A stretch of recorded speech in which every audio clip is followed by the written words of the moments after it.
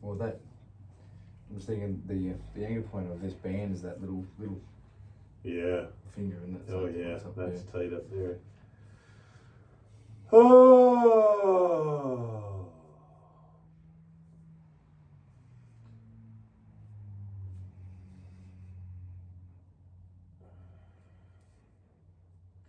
Yeah, I just think Australia's in such a actually incredible, unique position if they did become a republic and start again. You know what I mean? And go, okay, let's take the best out of the U.S. Constitution and the French Constitution, and make it, a real democracy and establish people's rights and start again. It's so obvious that the head of state should be elected. Because in this day and age, we can't trust, who accepts that the king is divinely ordained, Yeah. I mean, there's only a few nut jobs that would actually think that, Divinely ordained. Yeah, I mean, ridiculous. Prince Andrew was, you know what I mean? Like, he's part of the royal family, so what? He's a pedophile or Yeah. he's divinely, it's ridiculous. And so if they're not divinely ordained, then get rid of them. Because they have absolutely no right to be the head of state, And not only that, they're extremely wealthy people that have generated, you know what I mean, the taxpayers' money going to them. And, why is their opinion any more valuable than anybody else? And why are we paying to have them as the head of state? It just doesn't make any sense. It really doesn't. Like, when you get down to it, it does not make any sense to have the monarchy. And it's just more laziness on the part of, Australian culture, I suppose, to keep them there because they're just like, oh, well, Well, things are working as they are, so we'll just leave it as it is. Yeah. But I don't know if it's that good for the psychological health of Australians. Like, they might be materially wealthy because, it's a land of a lot of mineral wealth and stuff like that, and, but spiritually and psychologically, is it really that healthy a country, High rates of suicide, especially amongst men,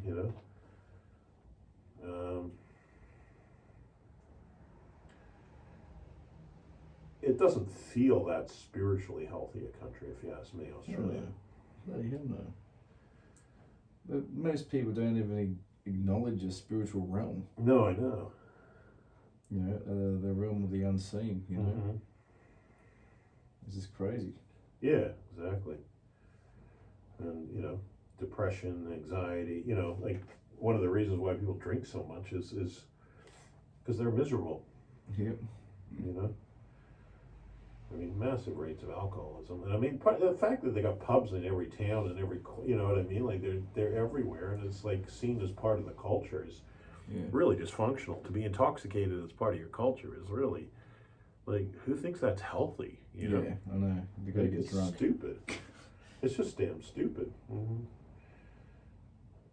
Yeah, it's kind of like they replaced God with alcohol. Yep. And and alcohol was a death-inducing substance. So exactly. So stupid. Australians. That's why I think Australians need to grow up. GTFU, as they say, grow the fuck up. Like, it doesn't require that much intelligence to see the whole thing's a bit messed up. The foundation of the society is not correct. And I really do think it was just the monarchy that they wanted to have people drunk here so they can control them and just become, in the upper classes and all that kind of stuff.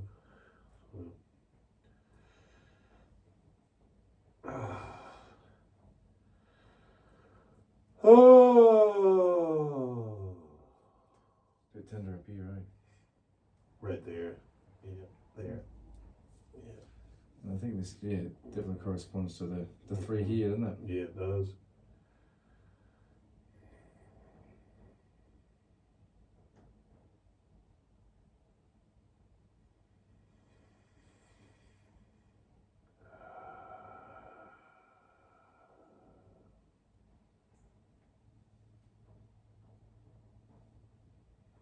I think about, what's the basics that probably needs to be done just to, try to shift things in the right direction.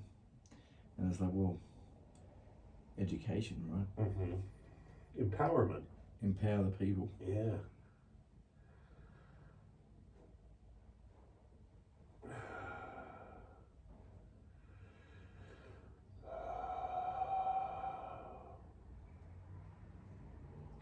Yeah, because I think what can happen too is if you, like in schools, if you overwhelm kids with information that's irrelevant, then they can forget this massive information. They forget what's actually important as well, and I think that's sometimes what they do. You know, it's like, because when you think about it, you got to go, okay, what's important in life? You know, and obviously the most important thing is your connection with God and your spiritual life, and you know, following your dharmic truth and having honor and stuff. And then you got your physical health and your family and things. But so much in what school, I mean, what they emphasize is really unimportant, you know. I mean, I remember even studying such advanced levels of mathematics in school that I never end up using, you know. What the hell was the? You know, calculus and you know what I mean. It's like, well, Yeah, you never use that unless you're going to be an engineer or you know. Yeah, like what the hell would you even use? Yeah, why would you study that if you're But not going to be do you using study like? But never like. I went to school in Australia for 3 years. We never studied the Australian Constitution. it? No. Why I didn't. not? No. Why not? Why are they? If that's the fundamental basis of the legal authority in Australia and your rights, why are kids not studying it? I mean, Americans will. They'll study their constitution. Like Americans can rattle off a lot of different, you know, Yeah. First Amendment, Second, I plead the Sixth. You know, there's some that aren't so important. Their amendments and things, but Americans will study their constitution a lot more than Australians will. So Yes. why is that not considered an important aspect of education here? It's because it's a shitty constitution, if you ask me. But have you ever met anybody that's studied, any Australian that's actually read the Australian Constitution, except maybe high-ended, Yeah. politically interested Yeah, I think people? he was a well, he's a Seventh-day Adventist, Right. Polish, but he's got that Polish blood of go get him, go fight him kind of thing. Yeah. You know? Yeah, I think I've met another fellow when I was 16. He was a lot older than me, 21. When I started my first apprenticeship, I think he knew about the Constitution. Yeah. It was rattling off. I was having a discussion with someone else about the Constitution, but so. But why isn't it studied in school? Yeah, exactly. You know? So like you say, education.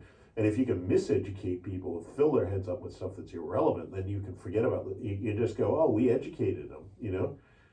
But you didn't educate them properly. You didn't educate them about what's important. And in fact, you sidetracked them. You know, and sometimes that's what I think education does, is it sidetracks people from what's important. Yeah. Oh. I mean, even with Australian history, you know, I didn't learn that it was the CIA and the MI6 that ended up financing John Kerr to sack Gough Whitlam until recently, you know.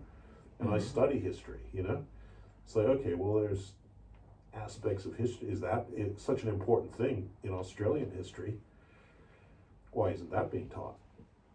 So what was Gough Whitlam doing? He was pulling troops out of Vietnam. He was like, you know, trying to stop like certain. He was basically trying to get Australia to be independent of the UK and the US in its foreign policy, and certain people in the US and the UK didn't like that, you know. But he was also trying to basically care about the people of Australia, you know, with Medicare. He was the one that introduced Medicare, free universities, you know, a lot of different things like that.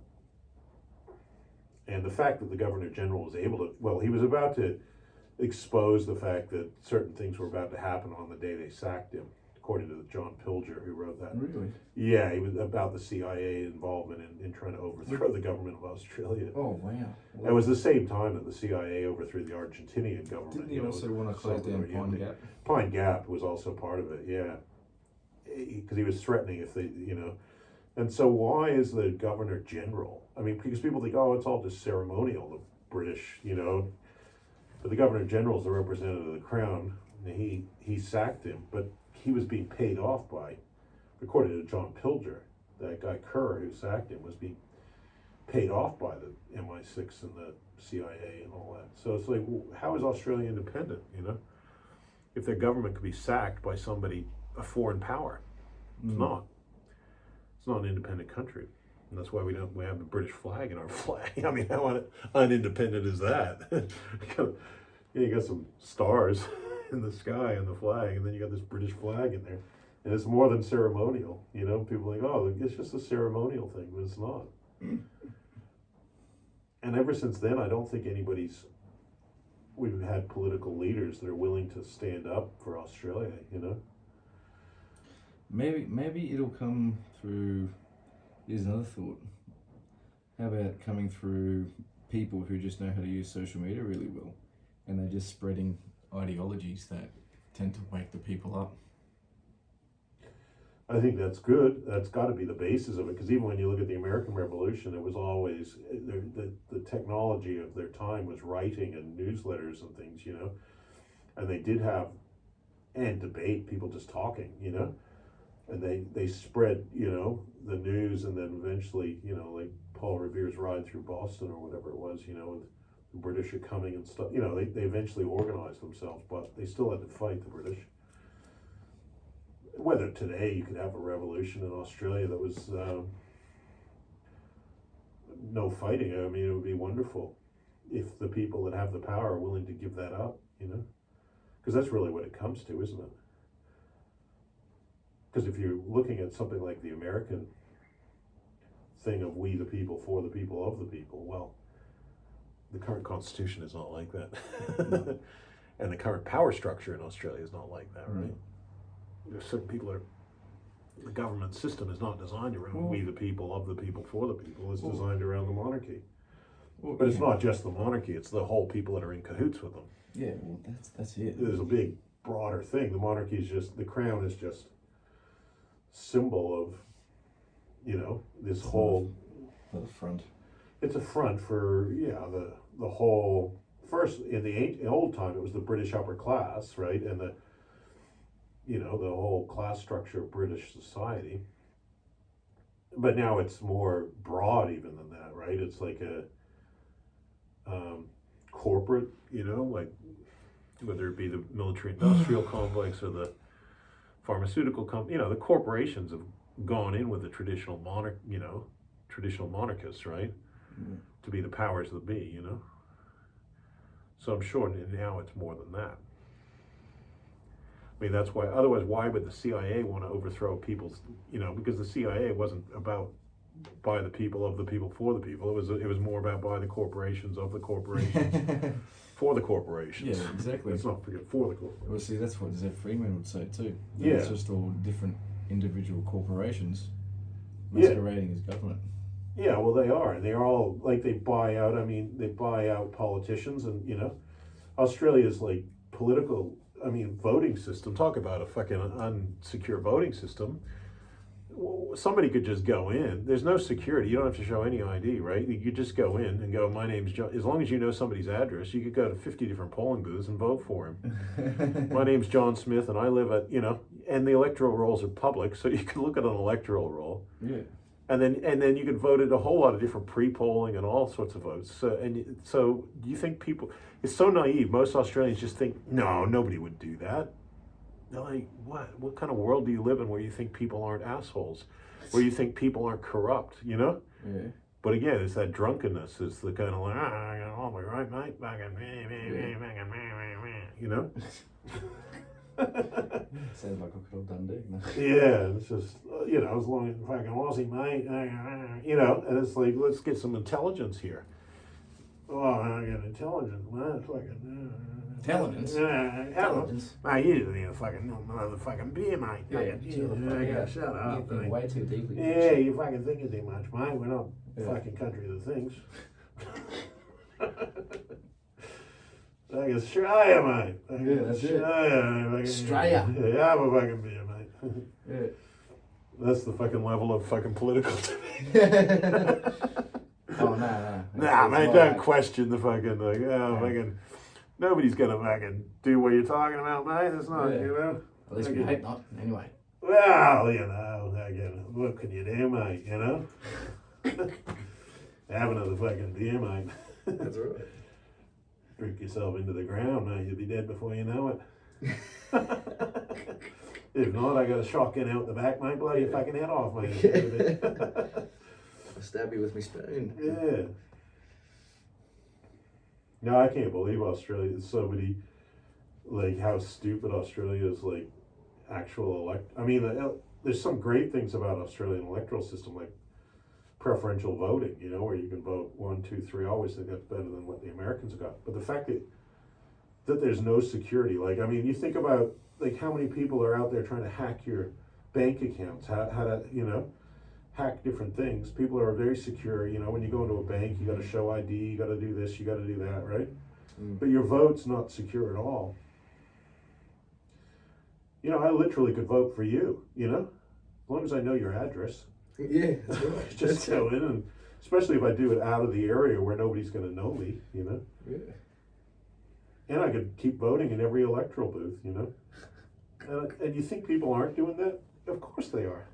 Yeah. People have been known onto the, and so what they do is they just, first of all, they manipulate a lot of people to vote for the major parties, and they're stupid enough to do it. But then whenever there's any opportunity, whenever there's any kind of like potential thing that they would need to get rid of, and of course they create Tweedledum and Tweedledee having a fight, you know.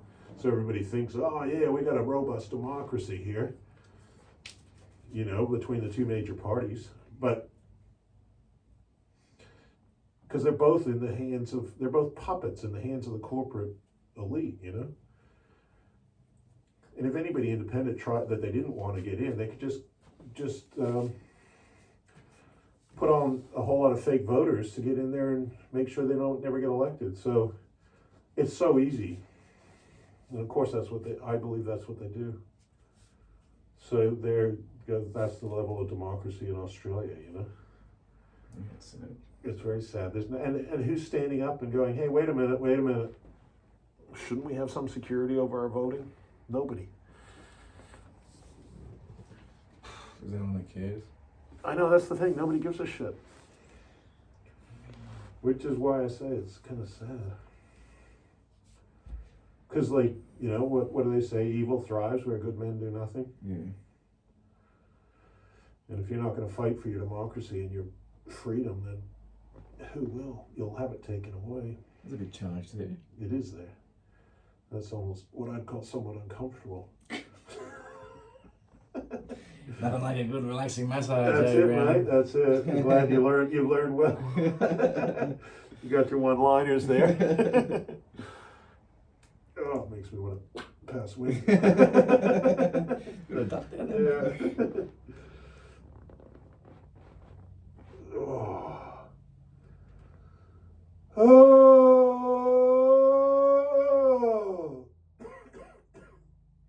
Makes you cough now and then, doesn't it? Yeah.